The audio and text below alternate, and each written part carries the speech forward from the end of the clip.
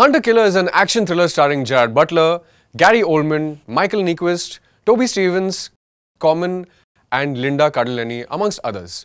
It's directed by Donovan Marsh. The story is a bit of a handful, so let's see if you can keep track of this. A Russian president is held hostage by his own Minister of Defense, who threatens to unleash a series of attacks against Americans that could potentially trigger World War III.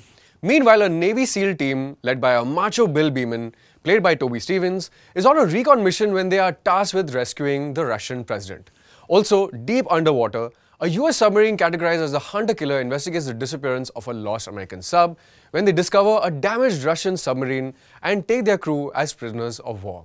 They are also ordered to enter treacherous Russian territory and help the SEAL team with the extraction of the Russian president. This submarine is captained by Joe Glass, played by Gerard Butler, who is given the aura of being a tougher-than-nails, no-nonsense leader, or effectively almost every other Gerard Butler character.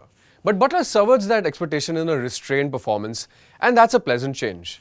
Then there's Michael Nyqvist in one of his last roles before his demise. He brings a war-weary and insightful aura to Captain Andropov of the destroyed Russian submarine. His interactions with Captain Glass are fascinating as the two skippers share a tense yet humane kinship, and there are some moments of intrigue created when the two rival captains encounter each other. Honestly, that relationship was the most exciting element for me in the film. Back at the command room, we have Gary Oldman as a trigger-happy Admiral Charles Donegan. He loves to bark orders at everyone, which gets hammy pretty quickly. Although he serves merely to raise the stakes, this is Oldman at his bombastic best or worst, depending on how much you can bear. Then again, we are also expected to genuinely care about the team of Navy SEALs because they are the ones at the front of the line in the rescue mission. They get into the thick of it in some of the decent action sequences.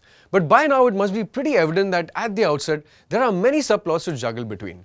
The reason they fail is because of all the tonal shifts in each area, thanks to a convoluted screenplay. However, those are the least of the problems in this film. While there's some excitement towards the final act, the film takes painfully long to get going by investing a lot of time in its setup.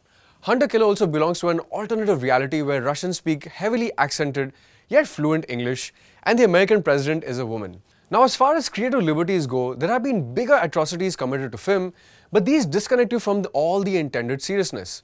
Keeping that in mind, the film would have probably fared better if it had some more fun along the way. Most of this premise comes across as another tired exercise for good old American patriotism, and honestly in the current environment, feels more than slightly outdated. I'm going with 3 stars for this film. In theory, Hunter Killer has a lot going for it, but instead we get unintentional movie mayhem that's bound to test your patience along the way. Guys, thanks so much for watching. Do you think this is one of Gerard Butler's better performances, or is it time for him to do something else altogether? Let me know in the comments below, and be sure to tune in to It's Entertainment only on Mirror Now, you first.